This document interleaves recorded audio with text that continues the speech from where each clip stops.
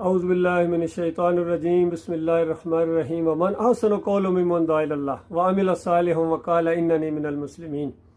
उससे अच्छी बात किसकी है जो अल्लाह की तरफ बुलाए, तौहीद की तरफ बुलाए, ईमान खालिस की तरफ बुलाए और ख़ुद भी अमले साले करके दिखाए और हाँ के पुकारे कहे लोगों को कि लोगों मेरा किसी मसलक से कोई तल्लुक़ नहीं है, मेरा किसी फ़िरके से कोई तल्लुक़ नहीं है, किसी सियासी जमाती, आज की ये जो सियासी जमातें इनके साथ मेरा कोई तल्लुक़ नहीं है। मेरा तरीका नबी सल्लल्लाहु अलैहि वसल्लम का तरीका है, सहाबा इकराम का तरीका है। जिस तरह उन्होंने अपनी कौम को शिर्क और कुफ्र से निकलने की दावत दी थी और वादा किया नबी अलैहि सलाम ने कि देखो एक कलमा है, तुम मुझे दे दो,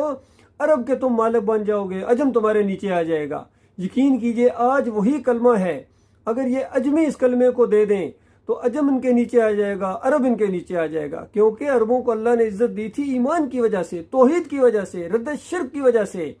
और जब तक वो उस पर कायम रहे अल्लाह ने उनको किस तरह रोब और दबदबा दिया। लेकिन जब उन्होंने ईमान खालिस को छोड़ा, जब वो गुम्मत के पुजारी बने, बादशाहत के पुजारी बने, रस्म रवाज के पुजारी बने, यहूद नसारा के पुजारी बने, तो उसके बाद ना सिर्फ उनसे ईमान छीन लिया गया बल्कि क़यादत भी छीन ली गई और आज उनकी कोई हैसियत पूरी दुनिया के अंदर नहीं है। उनकी किताब उनकी अपनी ज़बान के अंदर है लेकिन उनका तर्ज़ अमल देखो, उनके अकायद देखो किस तरह मुशरकाना हो गए हैं। और अजमियों का तो कहना ही क्या, अजमी चाहे इंडिया के मुसलमान हों, पाकिस्तान के मुसलमान हों या बांग्लादेश के हों, अफ़गानिस्तान के हों, जहाँ के भी हों, तुर्की के हों, किस तरह कब्र प्रस्त बन गए हैं। और जिस तरह हिंदू अपनी मूर्तियों को खड़ा करके पूजते हैं, ये अपने बाबाओं को लिटा के पूजते हैं। यकीन कीजिए आज इनके ऊपर सलात और सौम और हज और उम्रा नहीं, बल्कि पहले इनको ईमान की दावत दो, तौहीद की दावत दो। नबी अलैहि सलाम ने जब मुआज़ बिन जबल को भेजा यमन की तरफ तो कहा कि ये अहले किताब हैं, इनको ईमान की दावत देना, तौहीद की दावत देना, पहले शिर्क तो छोड़ें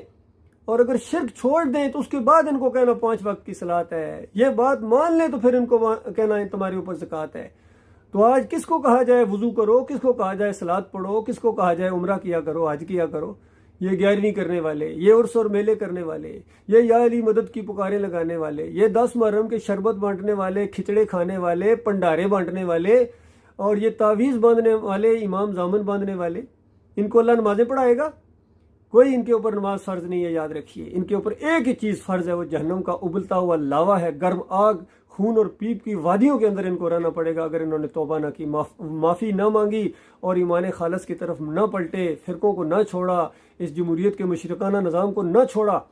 और आखिरत की फ़िक्र ना की। तो याद रखना किसी रंग के ऊपर हो, किसी मनसब के ऊपर हो, अल्लाह